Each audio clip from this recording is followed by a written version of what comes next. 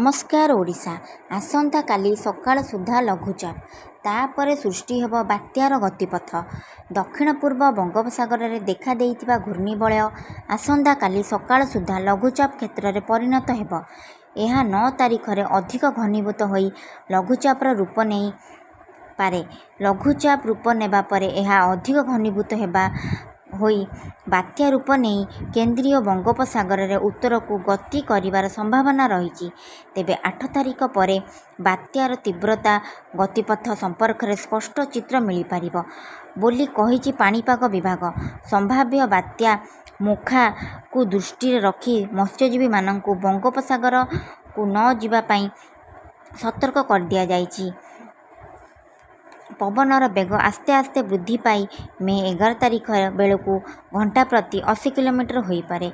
आपण माने पाखु खूब शीघ्र नहीं आसबि परवर्ती नुआ खबर। नमस्कार।